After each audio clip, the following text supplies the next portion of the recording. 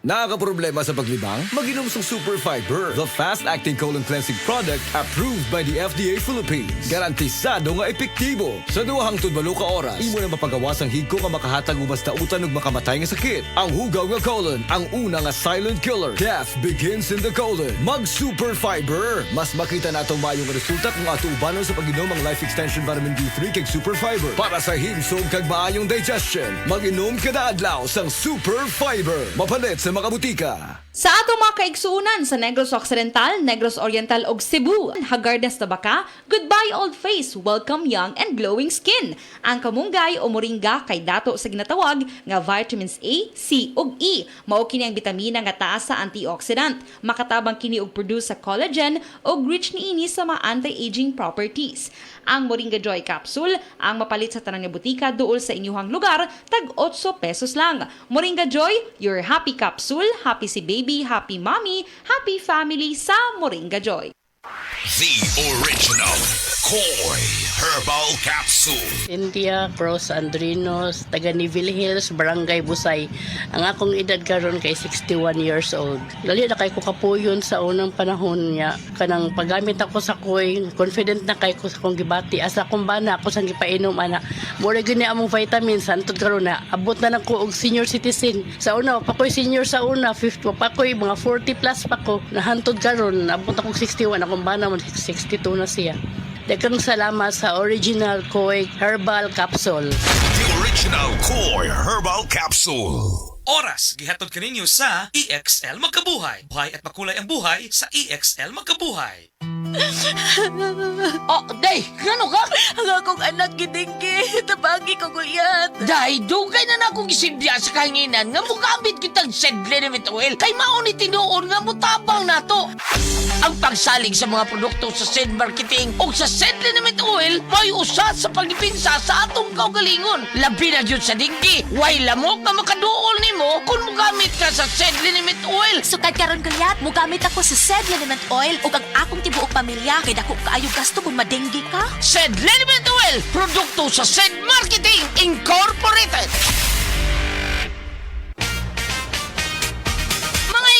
Kini si Goliath. Aduna ko'y bagong na-discovery nga produkto sa Sed Marketing. Kini mao ang Sed Panyawan Coffee. Lahi kini nga klase sa kape. Siguradong ganahan ka kay gawas nga labian, isok, swabe ug espiso ang timpla niini. Ang Sed Panyawan Coffee, usa ka timpla lang nimo kung tinto ka na. O kini makapalagsik sa atong kalawasan. Busa mag Sed Panyawan Coffee na kita. Sed Panyawan Coffee, produkto sa Sed Marketing Incorporated. Kayo'y nabasagan, madaling remedyohan. Pagkatapos dikitan, Parang bago na naman. Pioneer Epoxy, pandikit ng kristal, kahoy at bakal, pang-repair ng radiator, Tambucho, refrigerator, martilyo, kutsilyo, tipo, araro, gero, aparador. pampatibay ng bangka, kisame, etc. Pioneer Epoxy, paborito ng bayan. Sa mga workaholic, epektibo ang atong Paragis Bila-Bila Herbal Coffee. Sama na lang ni Roland De La Cruz, nga taga Mati, Davao. Roland De La Cruz, sa Purok Isla, Barangay Central, Purok President. Anong ganahan man kay ka sa kape? Sa Bila-Bila Coffee, laskig ang imong lawas o mayo ang imong lihok. Basta laskig niya kondisyon, makalihok kag may sa trabaho. Kung di ka kainom, mura magluya na ka? Murag luya-luya, lahi ra gyud. Tungod kay nindot gyud ang Bila-Bila Coffee. Kini ginama sa GFMQ Marketing. Kay sa Paragis Bila-Bila, dili na ka mag-agwanta pa.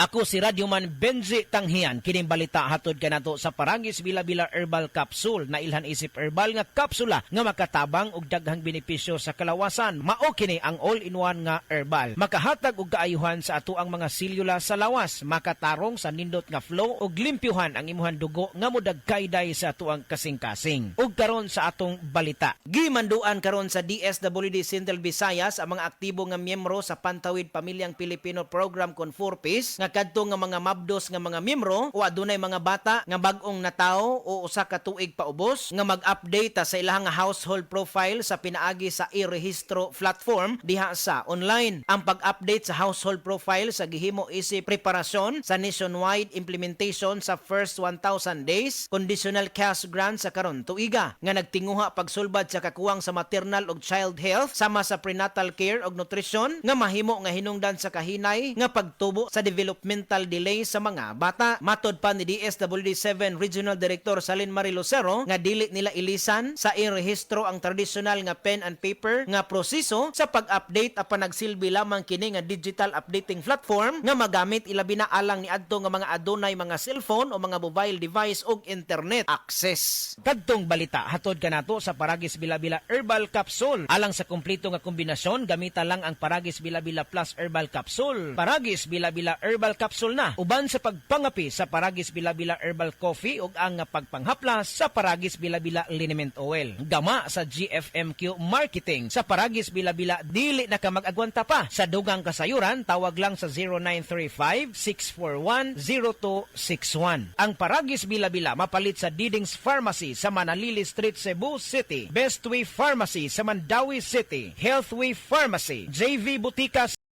Mandawi, Liluan o Osmeña Boulevard. Mapalit usab sa JY Pharmacy sa 32 Osmeña Building, Osmeña Boulevard, Cebu City. Ako si Radyoman Benji Tanghian, DYHP Tatak RMN. Amo na ng sulo mo, pre. 3 moves na lang, mati ka naman. Daw hina, naging memorya kag diskarte ko, prehaw. Pirmi lang kaya perdisi mo sa chess. Mag-Luther Max Coffee ka, pre. Nagapatan na sinis memorya kaga nagapakalman sang aton modo. Kita mo mga moves ko? Pang-master, kag chill-chill lang kay ti. Kataway sa pensar ko. Pagbasa sa 9 na kabanata ng aklat ni Juan, pinagaling ni Jesus ang isang bulag, talata 1-41. Sa paglalakad ni Jesus, nakita niya ang isang lalaking ipinanganak na bulag. Tinanong siya ng kanyang mga alagad, "Guro, sino po ang nagkasala at ipinanganak na bulag ang lalaking ito? Siya ba o ang kanyang mga magulang?" Sumagot si Jesus, "Ipinanganak siyang bulag hindi dahil sa nagkasala siya o ang kanyang mga magulang, kundi upang mahayag ang kapangyarihan ng Diyos sa pamamagitan niya. Kailangan gawin natin ang mga ipinapagawa ng nagsugo sa akin habang maaga pa. Malapit na ang gabi at wala nang makakagawa pagsapit niyon. Habang ako'y nasa sanlibutan, ako ang ilaw ng sanlibutan." Pagkasabi nito, dumura si Jesus sa lupa at gumawa ng putik. Pagkatapos ipinahid niya ito sa mata ng bulag. Sinabi ni Jesus sa bulag, "Pumunta ka sa deposito ng tubig sa silo at maghilamos ka roon." Ang kahulugan ng salitang silo ay sinugo. Ganon nga ang ginawa ng bulag at nang magbalik siya ay nakakakita na. Nagsalita ang mga kapitbahay niya at ang mga nakakita sa kanya nung siya'y namamalimos pa. "Hindi ba yan ang pulubing bulag?" Sumagot ang ilan. "Yan nga," sabi naman ng iba. "Hindi, kamukha lang." Kaya't nagsalita pa ang dating bulag, "Ako nga po yun." "Paano ka nakakita?" tanong nila. Sumagot siya, "Ang lalaking tinatawag na Jesus ay gumawa ng putik at ipinahid yon sa aking mga mata. Pagkatapos sinabi niya sa akin, pumunta ka sa silo at maghilamos. Pumunta nga ako doon at naghilamos at nakakita na ako." "Nasaan siya?" tanong nila sa kanya.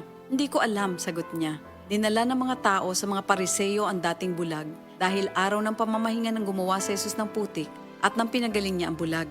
Tinanong din siya ng mga Pariseo kung paano siya nakakita kaya sinabi niya sa kanila, "Pinahiran niya ako ng putik sa aking mga mata. Ako'y pinaghilamos at ngayon nakakakita na ako." Ang sabi ng ilang Pariseo, "Di maaaring mula sa Diyos ang taong yon sapagkat hindi niya ipinapangili ng araw ng pamamahinga." Ngunit sinabi naman ng iba, "Paano makakagawa ng ganitong mga himala ang isang makasalanan?" At hindi sila magkaisa. Kaya tinanong nilang muli ang dating bulag, "At ikaw, ano naman ang masasabi mo tungkol sa kanya? Dahil pinagaling niya ang iyong mga mata." "Isa siyang propeta," sagot niya. Ayaw maniwala ng mga Hudyo na siya'y talagang dating bulag kaya't ipinatawag nila ang kanyang mga magulang. "Anak nga ba ninyo ito? Talaga bang siya ipinanganak na bulag? Bakit nakakakita na siya ngayon?" tanong nila. Sumagot ang kanyang mga magulang, "Anak nga namin siya. At siya ipinanganak ngang bulag. Ngunit hindi po namin alam kung bakit nakakakita na siya ngayon o kung sino ang nagpagaling sa kanya. Siya na po ang tanungin nyo. May sapat na gulang siya at nakakapagsalita na para sa kanyang sarili." Ganon nga ang sinabi ng kanyang mga magulang dahil takot sila sa mga Hudyo. Alam nilang pinagkakaisa ng mga Hudyo na itiwalag sa sinagoga ang sino mang magpahayag na si Jesus ang Kristo. Ito ang dahilan kung bakit sinabi ng kanyang mga magulang siya'y nasa tamang gulang na. Siya ang tanungin niyo. Muli nilang ipinatawag ang dating bulag at sinabi sa kanya, "Sa pangalan ng Diyos, magsabi ka ng totoo. Alam naming ang taong yon ay makasalanan." Sumagot siya, "Hindi ko po alam kung siya'y masamang tao o hindi. Isang bagay po ang alam ko. Ako'y dating bulag, subalit ngayon ay nakakakita na." "Anong ginawa niya sa'yo? Paano niya pinagaling ang inyong mga mata?" tanong nila. Sumagot siya, "Sinabi ko na po sa inyo at ayaw naman ninyo akong paniwalaan. Bakit gusto ninyong marinig muli? Nais ba ninyong maging alagad din niya?" At siya kanilang minura. "Ikaw ay alagad niya, ngunit kami mga alagad ni Moises. Nalalaman naming nagsalita ang Diyos kay Moises, ngunit ang taong yon, hindi namin alam kung saan siya nanggaling." Sumagot ang lalaki, "Yan nga po ang nakakapagtaka. Hindi niyo alam kung saan siya nanggaling. Gayon pa man, pinagaling niya ang aking mga mata. Alam nating hindi pinapakinggan ng Diyos ang mga makasalanan, ngunit pinapakinggan niya ang mga tunay na sumasamba sa Kanya at sumusunod sa Kanyang kalooban. Noon pa man ay walang makapagpagaling ng mata ng taong ipinanganak na bulag. Wala pong magagawa ang taong yon kung siya hindi mula sa Diyos." Sumagot sila, "Ipinanganak ang makasalanan at ngayon nais mo pa kaming turuan?" At siya'y kanilang itiniwalag. Nabalitaan ni Jesus na ang lalaking pinagaling niya itiniwalag ng mga Pariseyo. Kaya nang matagpuan niya ito, ay kanyang tinanong, "Sumasampalataya ka ba sa anak ng tao?" Sumagot ang lalaki, "Sino po ba siya, Ginoo? Sabihin niyo po sa akin upang ako'y manalig sa kanya." "Siya'y nakita mo na. Siya ang kausap mo ngayon," wika ni Jesus. "Sumasampalataya po ako, Panginoon," ang sabi ng lalaki. At sinamba niya si Jesus. Sinabi pa ni Jesus, "Naparito ako sa mundong ito upang humatol at nang sa gayo'y makakita ang mga bulag at mabulag naman ang mga nakakakita." Narinig ito ng ilang Pariseo naroon at sila'y kanilang tinanong, "Ibig mo bang sabihin mga bulag kami?" Sumagot si Jesus, "Kung kayo nga'y bulag, wala sana kayong kasalanan. Ngunit dahil sinasabi niyong nakakakita kayo, ang kasalanan ay nananatili sa inyo." Ito ang salita ng Diyos. Hi, I'm Dr. Michael Smith, a medical doctor and senior health scientist of Life Extension Foundation USA. I recommend Life Extension Vitamin D3 for everybody. This is the most practical and wise way to protect our health from diseases like cancer, heart disease, diabetes, and a lot of other health conditions. Kinahanglan ligo ng diskarte mo nga mag-blend 45 malunggay coffee na ilami nga kaping Pinoy na swak sa panglasa. Dunay Pinoy tibay resistensya tungod kay naay kamunggay, vitamin C ug zinc with proper diet and exercise. Blend 45 malunggay coffee, ang kape sa madiskarte. Sulit sa bulsa mo nga palit na. Timplang Pinoy nga abot kaya. Mao ka na ang Blend 45, ang kape sa madiskarte. Ang respiratory diseases usa sa nagunang hinungdan sa kamatayon dinhi sa Pilipinas. Busa siguraduha nga himsog kanunay ang imong baga aron makalikay sa mga sakit sama sa lung cancer, COPD, tuberculosis ug uban pang sakit sa baga. Uban sa saktong diet, exercise ug pahuway, pag-inom og Vitalungs capsule.